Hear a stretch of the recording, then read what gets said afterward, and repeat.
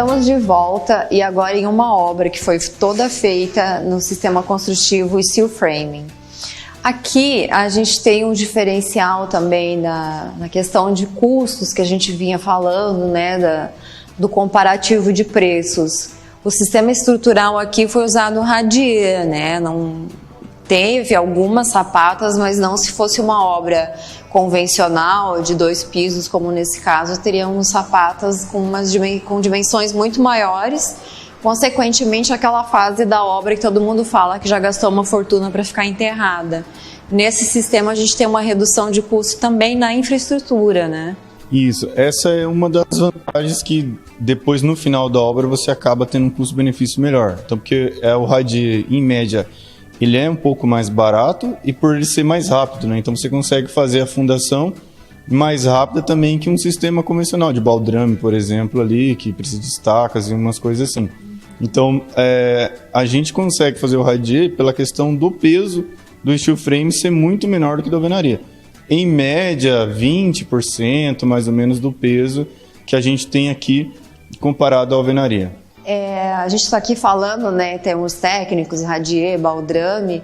Para quem não sabe muito bem o que é o radier, ele é como se fosse uma laje, só que é no chão. E a gente já aproveita o radier e em cima dele faz o contrapiso, que é algo que em qualquer obra é necessário de se fazer. Agora que a gente está aqui na obra, que já está em fase de montar mobiliário, está finalizando já a obra, para a instalação dos móveis, David, tem alguma limitação? Porque a gente tem aquela questão dos perfis, né?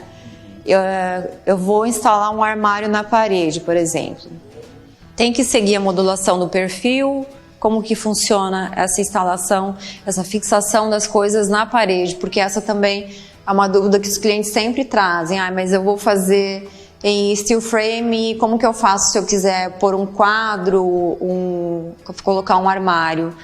Então, aqui, por exemplo, nessa obra específica, a gente fez a utilização da chapa de USB na parte interna também. Então, tanto na parte externa quanto na parte interna, a gente tem essa chapa.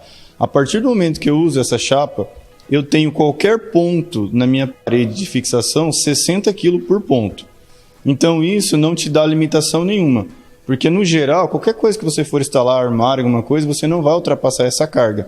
Então, isso dá uma liberdade também, né, pelo fato de ter essa chapa de USB. Então, a gente sempre recomenda utilizar essa chapa internamente na obra também. Em determinadas obras em que precisa se reduzir o custo da obra, a gente pode utilizar isso só em pontos específicos, como, por exemplo, cozinha, que geralmente tem armários e essas coisas daí. Sim. Então, a fixação dos armários, quadros, etc., funciona da mesma maneira da construção convencional. A gente não tem limitações por conta de ser um sistema construtivo que são placas, né? Placas sobrepostas. Não, a limitação não tem. O que pode diferenciar é só o tipo do parafuso que você vai utilizar. Então, em casos em que a gente não tem, por exemplo, a chapa de USB, quando a gente tem só o drywall, que é o que a gente usa, que também é conhecido como gesso acartonado, né? Então, quando a gente usa somente o gesso acartonado e não coloca essa chapa de USB, pesos, por exemplo, até 15 quilos, a gente consegue trabalhar tranquilamente com buchas especiais para drywall também. No caso desses 60 quilos aqui, a gente não precisa nem utilizar a bucha, daí, parafusos de madeira, por exemplo, ou buchas específicas. Então, a gente não tem limitação nenhuma daí no projeto. Então, gente, é um sistema construtivo muito bacana, né? No Brasil é novo, é uma técnica que ainda há muito que se trabalhar em termos de especialização de mão de obra, né? A gente tem uma certa limitação nesse quesito, né? Mão de obra especializada. Mas nos Estados Unidos, por exemplo, não se utiliza quase nada de construção no sistema nosso convencional de alvenaria. É a construção a seco. O steel framing, o wood framing, até quando tem aquelas imagens de furacões que a gente vê aquele monte de casa que é levada pelo furacão, a gente observa que são placas, né? Não são blocos de concreto como a gente tem aqui, que é mais uma questão cultural do que propriamente técnica, ou de durabilidade, ou de qualidade. Então, até Thaís, para complementar o que você falou da questão do furacão, inclusive é justamente por isso que eles usam esse sistema. Aparentemente as pessoas acham que é frágil, né? Mas pelo contrário, é um sistema que ele é mais resistente do que a alvenaria.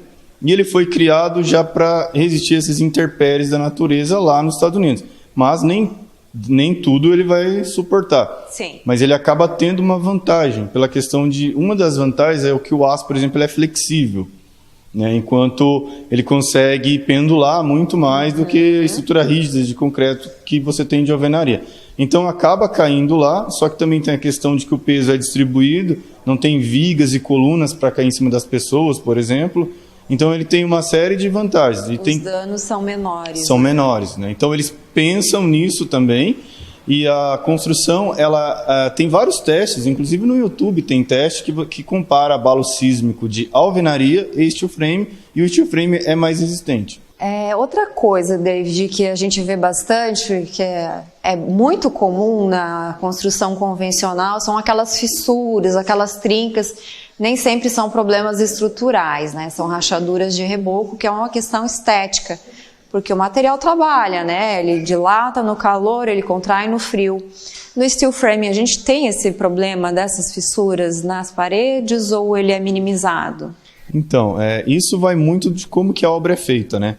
Até lá na loja a gente mostrou aquele passo a passo ali, justamente aquilo é para evitar isso. Então a gente faz todo um trabalho de tratamento de junta, de passar uma membrana de fibra de vidro em toda a superfície, mais um produto que é o Base Coat, que é uma argamassa técnica própria para isso, para justamente não acontecer isso. Então, aliado a um bom projeto estrutural, uma boa fundação, então a chance de acontecer isso é quase que zero. Quando acontece, é alguma falha ou de projeto ou na parte de execução também. Hoje a gente já tem tecnologia para evitar isso daí. E a questão também que a gente viu lá no bloco anterior, que a gente mostrou as camadas da parede, o isolamento térmico e acústico. Comparado à alvenaria, ele tem um desempenho melhor, equivalente. Eu sei que está dentro da norma de desempenho, mas ele é superior à alvenaria comum? Hoje ele é superior. Hoje o steel frame está atendendo todas as normas de desempenho que a gente tem hoje no Brasil, as NBR, as NR da vida, né? Então, assim, e hoje, uma parede de alvenaria, que é o comum que a gente utiliza hoje, com o tijolo em pé ali, ela tem testes que dizem que ela tem um isolamento acústico, por exemplo, entre 36 e 38 decibéis. Hoje, com as paredes, da maneira que a gente mostrou, com todas aquelas camadas ali, a gente chega em pelo menos 45 decibéis. Então, hoje, mesmo uma parede de drywall normal, sem a lã de vidro, ela já é equivalente a uma parede de alvenaria. Então, a gente consegue ter uma superioridade nessa obra, tanto em conforto térmico quanto acústico, se comparado à alvenaria. E com um peso muito menor e espaço também muito menor, que a espessura das paredes são menores do que a alvenaria também. Por falar em peso, essa obra que nós estamos aqui, ela tem 2 pavimentos. O steel framing tem uma limitação de altura de pavimentos? Então, no steel frame puro, vamos dizer, que até seria com perfis mais leves e tudo mais, em média 7 a 8 pavimentos. Mas como a gente tem uma norma que acima de 4 pavimentos já precisa de elevador, então uma obra com 4 pavimentos em steel frame a gente já tem que fazer alguma composição. Não necessariamente em concreto. A gente pode trabalhar com aço pesado, principalmente a base de elevador, daí, por exemplo, que no elevador a gente não consegue daí fazer puramente no steel frame. Então é possível fazer até mais ou menos 7, 8 pavimentos ali dá para ser feito. A questão das caixas de elevador até no sistema construtivo convencional, que a gente fala que é alvenaria de bloco cerâmico ou concreto, nas caixas de elevador tem um reforço estrutural. Então, isso não muda muito de um sistema para outro. Uma outra vantagem que eu visualizo assim nesse sistema é a flexibilidade que a gente tem para pontos elétricos e hidráulicos, né? Por a parede ter aquele espaçamento ali, se a gente quer mudar um ponto ou passar a fiação, não tem que fazer aquele rasgo na alvenaria. A gente só faz as aberturas técnicas e passa o cabeamento.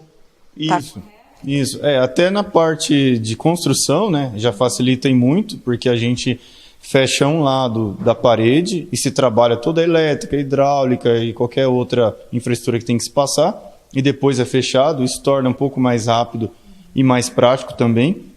E futuras manutenções é mais fácil. Então, se você precisar abrir uma parede, é isso daí que você falou. Você pode recortar a placa, fazer a manutenção e voltar a mesma placa. Você não tem nem a necessidade, se for tirado com cuidado, de substituir essa placa. Enquanto que na alvenaria você tem que cortar, serrar, quebrar, dar todo aquele transtorno de sujeira, né? Então é muito mais rápido e fácil no steel frame de fazer. O reboco, né? O reboco convencional, a gente tem um problema de emendas. Que quando a gente faz uma emenda, ela trabalha diferente, né? Pela idade do concreto, acaba aparecendo fissura. Bom, David, muito obrigada pela sua participação, por esclarecer essas dúvidas. Pessoal de casa, muito obrigada e até o próximo bloco.